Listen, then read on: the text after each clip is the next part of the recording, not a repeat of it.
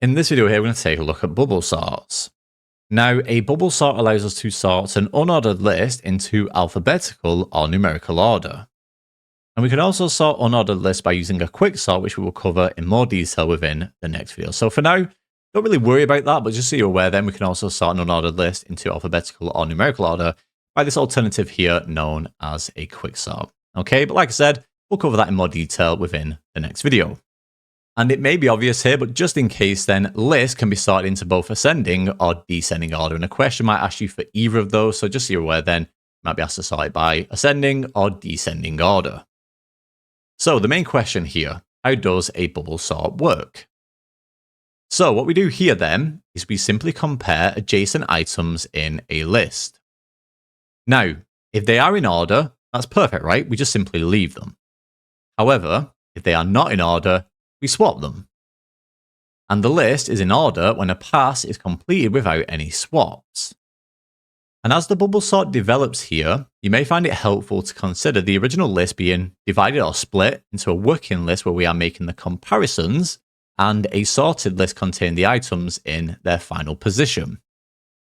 Now, just a quick fact here, the name of the algorithm, so a bubble sort, comes from the fact that the elements in the list bubble to their correct position, similar to how the bubbles in a fizzy drink rise to the top. So before we work through an example here, let's just quickly formalize the bubble sort algorithm. So let's just quickly formalize the bubble sort algorithm and actually present it as an algorithm, right? That's the whole point of this chapter. So for step one, then we start at the beginning of the working list and move from left to right, comparing adjacent items. Now, as we mentioned before then, if they are in order, that's perfect. We just leave them. However, if they are not in order, we just simply swap them. Now for step two, then when you get to the end of the working list, the last item will be in its final position. And this item then is no longer in the working list. For step three here, if you did make any swaps in the last pass, we must just repeat step one. And then finally, for the very last step here, when a pass is completed without any swaps, every item is in its final position and the list is in order. And basically, the algorithm just terminates, right? So in 4 steps there, that is how we work with the bubble sort algorithm. So all things considered, this is a pretty straightforward algorithm. And I am hoping, as we work through the example very, very shortly, you'll find that to be the case. Okay? So that is a formal introduction there to the bubble sort algorithm. As we just mentioned then, let's just work through one example here for the bubble sort algorithm. So let's just have a go then at the one practice question for this video here. Now, as we can see then for this question, it just says use a bubble sort to arrange the numbers below into ascending order. So I've got my 6 numbers here. And for this question, it also says only show the state of the list after each pass. Now, this is very typical for an exam question on the bubble sort. And the reason for this is because if we show every single comparison for each pass, we're going to be here all day, right? Which isn't what we want in an exam. So if you get an exam question on the bubble sort, you're probably going to see this here, right? It'll just say something along these lines of stating the list after each pass. Now, if I do that for this question here, this demonstration, this example here, isn't going to be particularly useful, right? It's not going to be very informative. So to get around that, what I will do here is for the first pass, I will show you each and every single comparison that I make. And then for the remaining passes here, I will just state the list after that pass, right? So to begin with here, let's just start then by writing down these 6 numbers here. I've got 30, 21, 36, 15, 17, and then finally 31, okay? And as I just mentioned then, I will state or show each comparison for the first pass here. So for the first comparison then, here, and we're going to bubble from left to right here. So I put a bubble around the first 2 items, or in this case here, the first 2 numbers, like so, okay? Now, if we're arranging this here into ascending order, then hopefully it is obvious that the number on the left should be smaller than the number on the right, right? I didn't mean that, by the way, but there we go. So in this case here, 30 is clearly greater than 21. So for my first comparison here, we do need to swap, okay? So for the first comparison here, we're going to swap.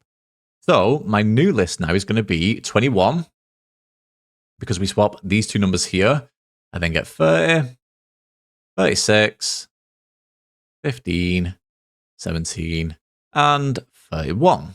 Okay? We now make our second comparison here. So now put a bubble around these two numbers.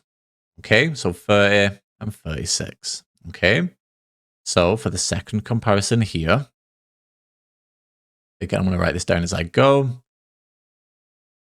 So for the second comparison here, in this case, 30 is smaller than 36. That's fine, right? We just leave it as it is. So we'll leave that as it is.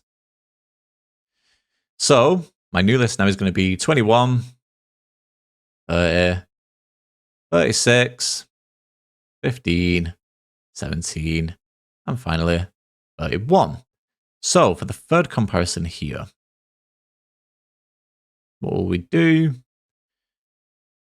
So for the third comparison here, I'm going to put a bubble now around 36 and 15. Okay, now clearly 36 is greater than 15. So in this case here, we do need to swap. So we're going to swap here. Like so. So my new list here is going to be 21, 30. We swap these two around, so I get 15 first, and then 36. We then get 17, and then finally 31. Okay, so for the fourth comparison here,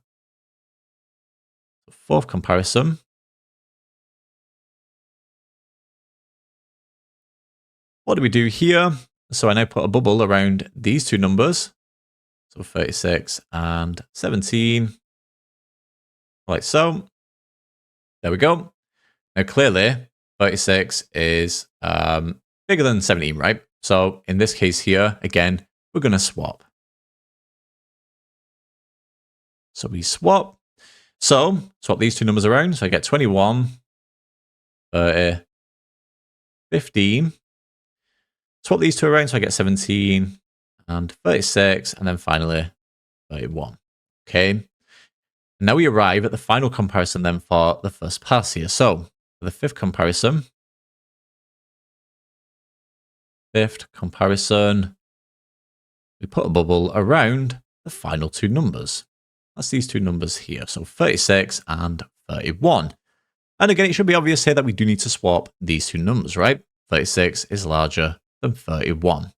So my final list here then for the first pass will be 21, 30, 15, 17, 31, and then finally 36. And this here then will be the end of the first pass. And I did forget here to mention we need to swap for the fifth comparison. So swap. And in this case here then, we arrive at the end of the first pass. Okay. So end of first pass. So end of first pass there. Perfect. Now, at this case here, or at this point here, I should say, if I was to do this again now for the second pass, the third pass, so on and so on, like I said, it does take quite a bit of time, which in an exam, you're not going to be looking to do that. So they will just ask you to state the list after each pass, as it does for this question here. So this is something that you kind of need to get into the habit of being able to do just by inspection, basically. Okay. So for the second pass here, at the end of the second pass anyway, what I will get then is 21,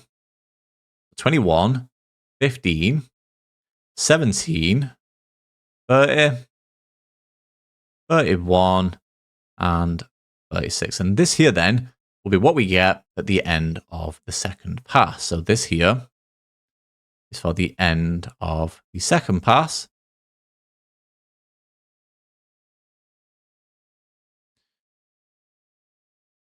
So what about then at the end of the third pass? So at the end of the third pass, then what you should get here is 15. So we'll get 15, 17, 21, 30, 31, and 36. Okay.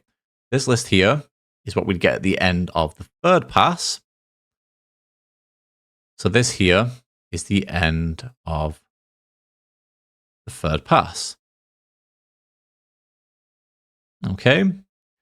Now, if we look at this list here, obviously there's only 6 numbers, so very quickly we can determine then that the list is in ascending order, right? From smallest to largest. Now, you might think that we're done here, but be very, very careful, right? Because we made a swap in the third pass here, we actually need to do an extra pass, right? So it's a little bit tedious, but we just basically need to write down the list again here and just say that that's what we'd get at the end of the fourth pass, okay?